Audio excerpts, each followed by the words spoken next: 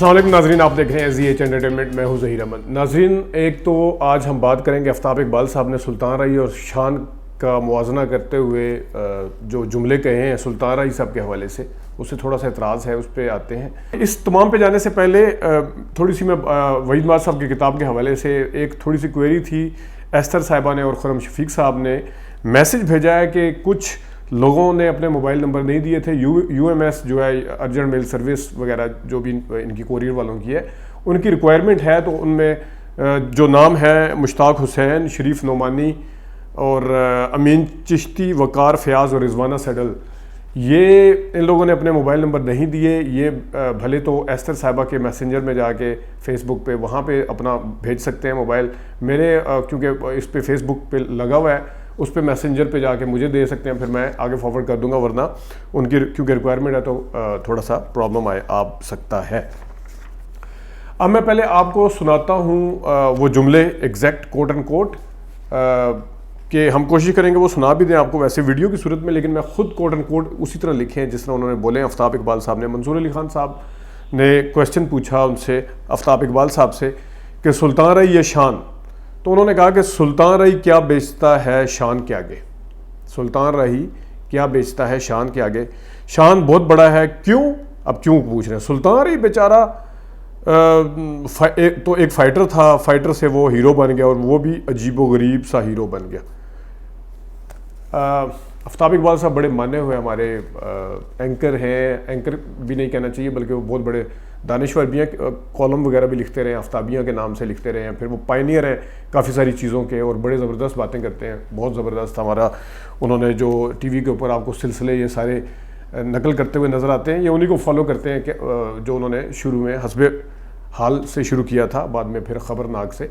तो हर चैनल के ऊपर अब ये फॉर्मेट बन चुका है। बहरहाल पसंद नापसंद अपनी हो सकती है। शान साहब बेहतरीन अदाकार हैं, शान साहब के ऊपर बात की जा सकती है, लेकिन किसी अदाकार को ये कहना कि वो अजीबो गरीब सा हीरो बन गया, ये कहना, और सुल्तान रही क्या बेचता है शान के आगे, तो ये हम ज़रा आपको बताते हैं कि शान साहब क्या बेचते हैं, सुल्तान रही क्या बेचते हैं शान साहब के आगे, ये हम बता देते हैं। शान साहब बाय द वे मेरा भी फेवरेट अदाकार हैं और मेरे ख्याल में जो 90s की डेकेड है उसमें सबसे अच्छे फ़ाइन अदाकार जो थे। लेकिन सुल्तान रही क्या बेचते हैं शान साहब के आगे, इस पे मैं आपको बात बताता हूँ। लेकिन उससे पहले मैं आपको थोड़ा सा बताता चलूँ सुल्तान रही साहब के हवाले से, क्योंकि हमारे यहाँ एक ट्रेंड सा बन गया है कि हम जो चीज़ें अपने घर की मुर्गी को हमेशा दाल के बराबर समझते हैं। कुछ चीज़ें जो हैं मैं किताब के अंदर से कोट करना चाहूँगा, वो ये है कि अली सुफ़ियान अफ़ाकी साहब क्या लिखते हैं सुल्तान रही साहब के हवाले से। अच्छा, मज़े की बात है कि उन्होंने भी अजीबो गरीब लिखा, लेकिन उनके अजीबो गरीब लिखने में और आफ्ताब इकबाल साहब के कहने में बहुत ज़्यादा फ़र्क है। इस पर भी मैं आता हूँ। वो लिखते हैं कि सुल्तान रही एक अजीबो गरीब इंसान था, वैसा ना पहले कभी पैदा हुआ, ना शायद आइंदा पैदा होगा। Guinness book of world record में इनका नाम दर्ज हुआ तो पाकिस्तान में किसी ने इस एजाज़ का नोटिस ही नहीं लिया। वैसे तो बड़े हमारे ऑस्कर अवार्ड किसी ख़वातीन वगैरह को जो मिलते हैं वो सारे शुरू हो जाते हैं, लेकिन ये खुद भी मलंग आदमी थे, लेकिन इनको इग्नोर भी उसी तरह किया गया। आगे लिखते हैं कि खुद सुल्तान रही ने भी इसका ढिंडोरा पीटने की ज़रूरत महसूस नहीं की। इसने अपनी 38-39 साल अदाकारी की ज़िंदगी में 750 से ज़्यादा फिल्मों में काम किया। वैसे 800 भी आता है। ये रिकॉर्ड बनाने दुनिया में कौन तोड़ेगा। इंसान के रूप में दूसरा जन्नत और अदाकार के रूप में दूसरा सुल्तान रही कहाँ से आएगा, नामुमकिन है। अच्छा, अब आप सोच रहे होंगे कि ठीक है, इतनी फिल्में करना कोई क्वालिटी का काम या एक कोई एजाज़ की बात शायद ना हो या जो भी है, और उसके अंदर इन्होंने फिल्मों का ही तज़किरा किया है, तो इस हवाले से भी आपके जहन में कुछ क्वेश्चन आ रहे होंगे। मेरे पास एक किताब है, बहुत ज़बरदस्त है, आपको भी अगर कहीं से मिले तो पढ़िएगा। पाकिस्तान सिनेमा 1947 से 1997, ये किताब है इंग्लिश में, ऑक्सफोर्ड से ये छपी है। और इसके जो मुश्ताक गजदार या जो भी है, ये इसके राइटर हैं। इनको सदारती अवार्ड भी मिला हुआ है। थोड़ा सा इनका भी तारुफ करवा दूँ मैं। इन्होंने काफ़ी सारी फिल्में भी बनाई हैं और इन्होंने अंग्रेज़ी फिल्में भी, इनको अंग्रेज़ी अवार्ड भी जो वो वहाँ के एमी अवार्ड और पता नहीं किस उस पर बनाए हैं। एक ट्रैफिक फ़िल्म भी इन्होंने बनाई थी, वो भी है, और इनकी बहुत ही ज़बरदस्त रिसर्च है इसके ऊपर।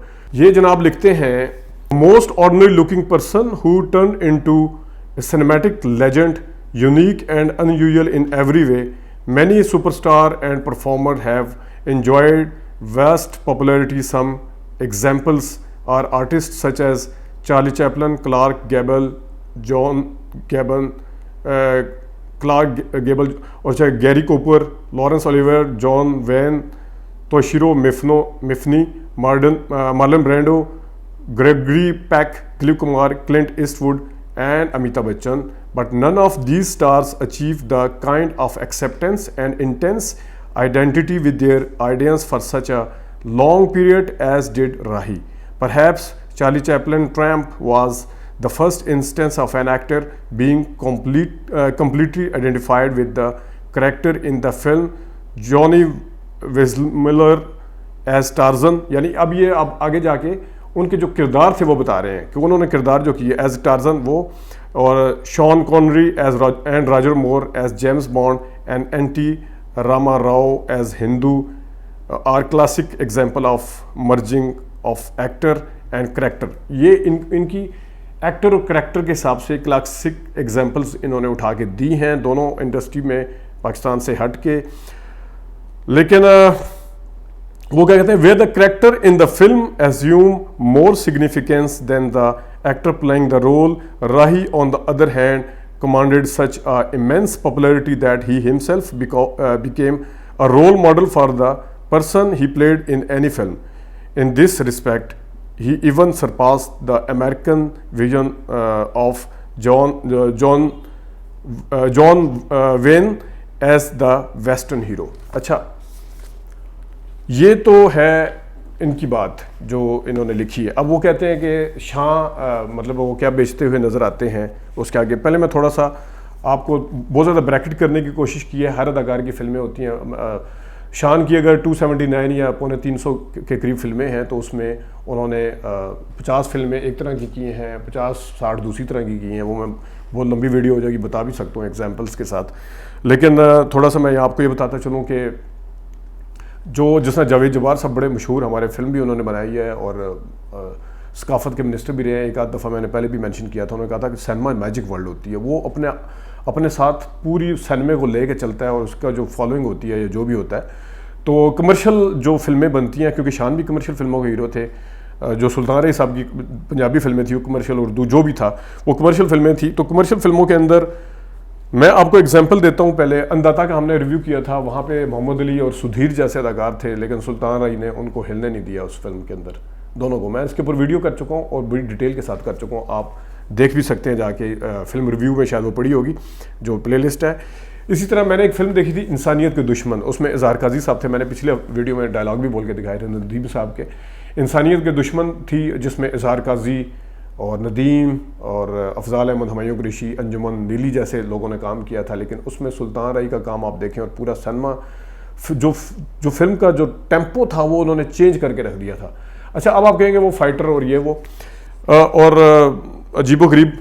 इन्होंने एक फिल्म थी दीवानी डिस्को दी, उसमें उन्होंने वो दिल निकाल के देते थे। इस्माइल शाह भी थे उसमें, मनजा शेख भी थी।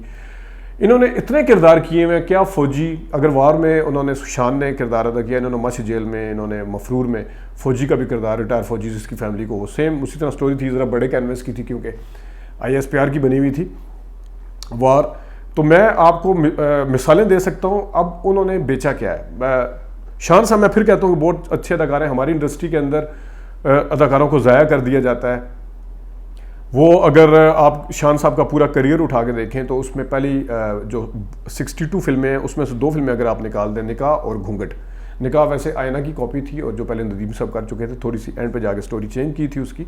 और घूंघट फिल्म थी, सैयद नूर साहब ने इनका रिवाइवल किया था। 3 फेज़ हैं शान के, जो मैं बता रहा हूँ। 62 फिल्में हैं जिसमें पुरानी मर्द और हुसन दा चोर और पत्नी, बुलंदी के बाद जो उन्होंने की निगाहें, नगीना, दिल, कभी वो आमिर खान की फिल्मों की कॉपी चल रही होती थी। ये मैं इसमें शान का कसूर नहीं है, लेकिन मैं करियर बता रहा हूँ उनका पूरा। और आफ्ताब इकबाल साहब को भी बताना चाह रहा हूँ कि हो सकता है आपने शान की, मुझे नहीं पता कितनी फिल्में देखी होंगी। एक तो ट्रेंड भी बन जाता है कि बस वो हर तरफ ट्विटर पे भी वो हैं और वो है। मैं तो उनका नाम ले लिया जाए।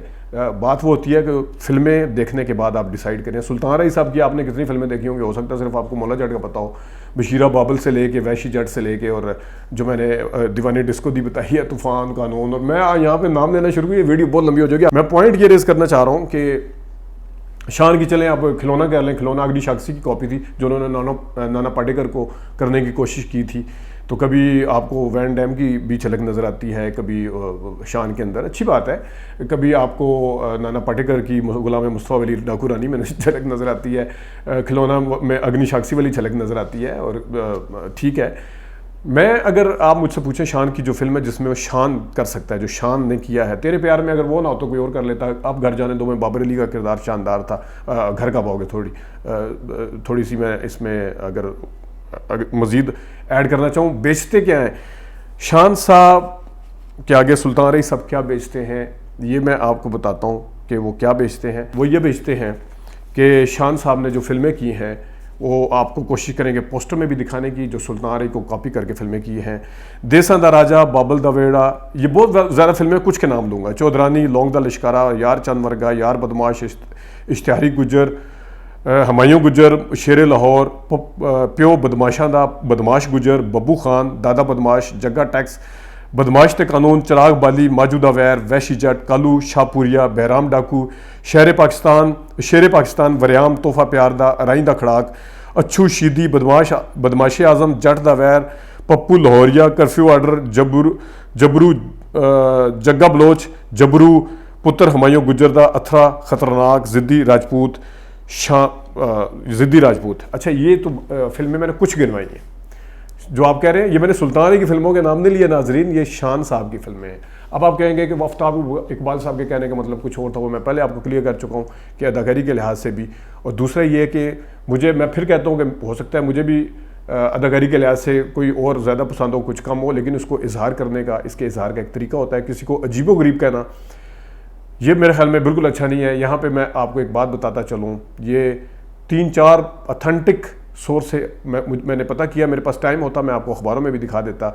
जिस वक्त शान ने बुलंदी की थी और उसके बाद जो फिल्में उन्हें ऑफर हुई थी, जिनके मैंने कुछ के नाम भी लिए शुरू में, उन्होंने सुल्तान रईस के साथ काम करने से इनकार किया था, ठीक है। और सुल्तान रईस के साथ यकीनन इस वजह से किया होगा कि पंजाबी फिल्में हैं, लाचे हैं, लाचा पहना हुआ है और गंडासे उठाए हुए हैं और पता नहीं अजीब सा कल्चर दिखाया जा रहा है, तो उन्होंने इनकार किया था इस सोच के साथ, एक किस्म का नापसंदीदगी का इजहार किया था।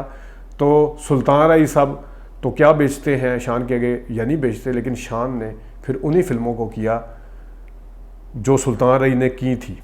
शान ने उन्हीं फिल्मों को किया, आफ्ताब इकबाल साहब जो सुल्तान रईस साहब जो करते थे, और सेम उसके साथ किया। और अब जो आपने ये अजीबो गरीब का लफ्ज़ इस्तेमाल किया है हमारे इतने बड़े अदाकार के लिए, जिनका अपना एक अहद है, एक पूरा चैप्टर, पूरा एक हिस्ट्री है, जिनका नाम है गिनेस बुक में, वो क्या बेचते हैं वो मैं आपको बता देता हूँ। अजीबो गरीब का जो लफ्ज़ आपने इस्तेमाल किया है, मैंने क्वेश्चन पूछा था, आखिर में मैं आपको बताऊँ, मैंने क्वेश्चन पूछा था, रिवाइवल ऑफ फिल्म इंडस्ट्री हुआ था इस्लामाबाद में, इस्लामाबाद क्लब था या कौन सी जगह थी, वहाँ पे शान साहब से मुलाकात हुई थी, मजाजन फिल्म नई रिलीज़ हुई थी। शान साहब, हम टी ब्रेक हुई तो शान साहब से मैंने पूछा कि आपने पुत्र हमायूं गुजरदा क्यों की है, या पुत्र इश्तारी गुजरदा, पुत्र हमायूं गुजरदा थी गालबन।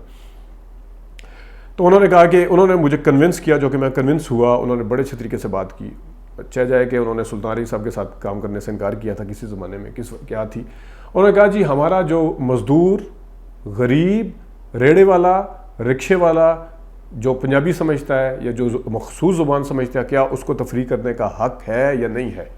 तो मैंने कहा है। तो उन्होंने कहा जी वो अंग्रेज़ी फ़िल्म अगर नहीं देखना चाहता, वो इंडियन फिल्में पसंद नहीं करता, पाकिस्तान की उर्दू फिल्में वो नहीं देखता, तो उसको तफरीह करने का भरपूर हक़ है। इस वजह से मैंने फिर ये वाली फ़िल्में की, और पुत्र हमायूं गुजरदा भी मैंने इसलिए की थी। तो आपने जिनको गरीब, अजीबो गरीब कहा था जिनके मुकाबले में, वो क्या बेचते हैं, ये भी मैंने नाज़रीन आपको बता दिया कि शान साहब के आगे सुल्तान रईस साहब तो क्या बेचते थे, लेकिन शान साहब ने फिर उनके आगे क्या बेचा, ये भी मैंने आपको बता दिया। और रह गया अजीबो गरीब वाली बात जो आफ्ताब इकबाल साहब ने की थी कि वो अजीबो गरीब से हीरो बन गए, तो उसका जवाब इस शान की इसी बात में, जिनको वो पसंद करते हैं आफ्ताब इकबाल साहब, शान की इसी बात में छुपी हुई है।